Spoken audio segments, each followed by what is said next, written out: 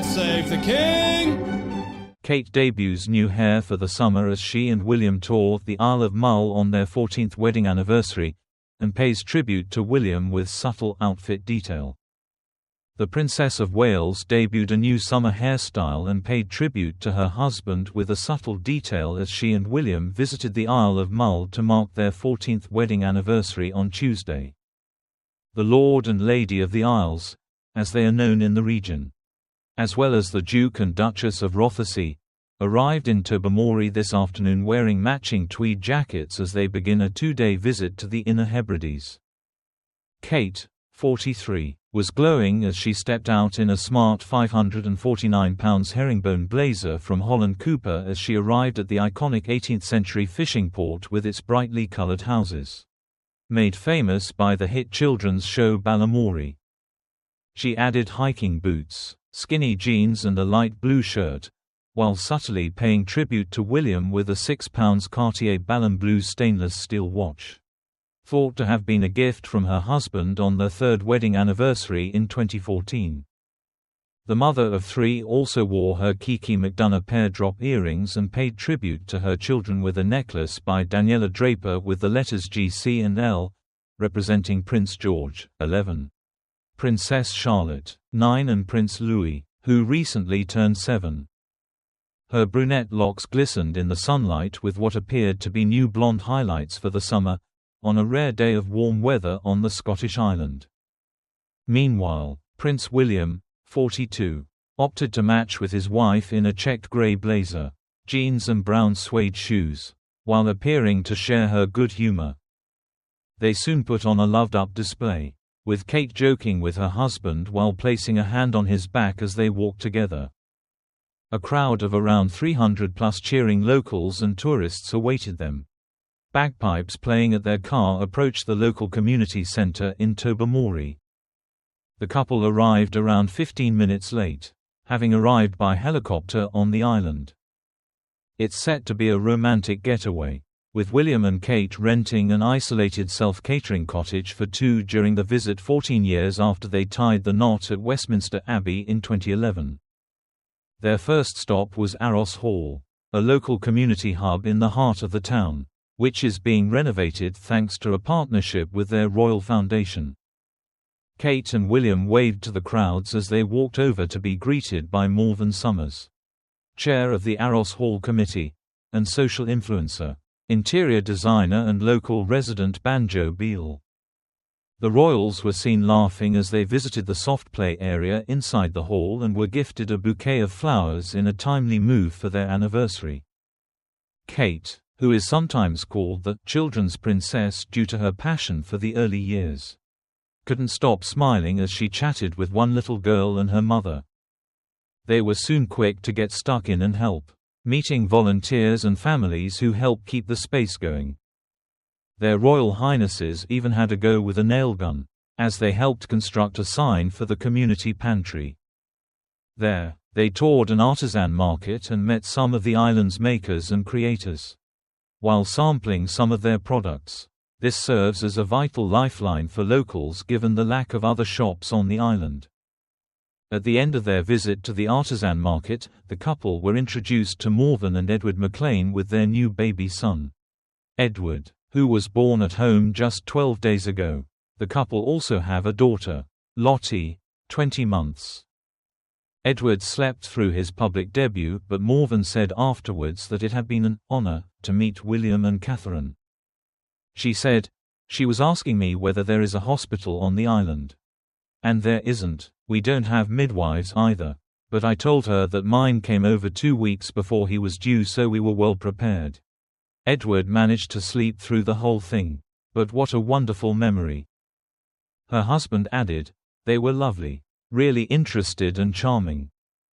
Afterwards, while meeting crowds, Kate had a very sweet exchange with a little girl. "What's your name?" she could be heard asking. "Can I shake your hand? Look at your beautiful dress. That's lovely, isn't it? Very nature-inspired." The hall is run by the community, with regular activities including a weekly produces market, sewing club, lunch club and toddlers group. It was a glorious day, with the weather even warm enough for Kate to don a pair of sunglasses, the £160 Vivian marble pair from Finley. To coincide with their visit, Kate and William's Royal Foundation has announced a new partnership to support and develop 2 community spaces across Mull to ensure residents can continue to come together for activities. Later they will travel to Croft 3, a local croft and restaurant on the western side of the island. Run by Jeanette Lynn, who focuses on sustainable production, relying as much as possible on serving food which has been grown or farmed on site, or which is provided by local producers. Jeanette will show their Royal Highnesses the croft, including seeing some of her herd of native Hebridean sheep, and invite him to help prepare some of the food for that afternoon's menu, including some outdoor cooking amid the stunning scenery. Their visit will culminate in a feast for the community to highlight the importance of coming together to support one another. Tonight William and Catherine will stay on the island in a remote self-catering croft themselves to celebrate their anniversary, and highlight the importance of tourism to the region. Today it can be announced that the couple's charitable Royal Foundation is providing 2 grants to Arros Hall and Pennygale Community Hall on the island. The money will help enable the redesign and renovation of the halls, which will allow more islanders to come together. It includes a new, rainy days, play area and soft play zone in Tobermory and roof repairs at Pennygale on the south of the island. The couple have also loaned the help and expertise of their business foundation to help open a community cafe on the island. Melanie Waters, OBE, Executive Director of Programs, the Royal Foundation of the Prince and Princess of Wales, said, "It is a privilege to work closely with inspiring members of the community on Mull as they grow and develop spaces at the heart of their communities. Volunteers in both the north and south of the island have led incredible efforts to ensure communities have warm and inviting places to meet, access valuable services and form friendships. We are excited to work in partnership to bring wonderful activities that best showcase the culture, spirit and resilience of rural island communities." Morven Summers, chair of the Arros Hall Committee, added, "We are so grateful to be working in partnership with the Royal Foundation of the Prince and Princess of Wales and other partners to help deliver our vision for Arros Hall. This investment will enable the hall to provide welcoming and warm spaces which strengthen our community. We are especially excited about launching the new, rainy days, soft play area, providing much-needed opportunities for parents with young children to come together and connect." Arros Hall has been serving the Tobermory community for over 100 years. And with this support we can ensure its doors remain open for many more.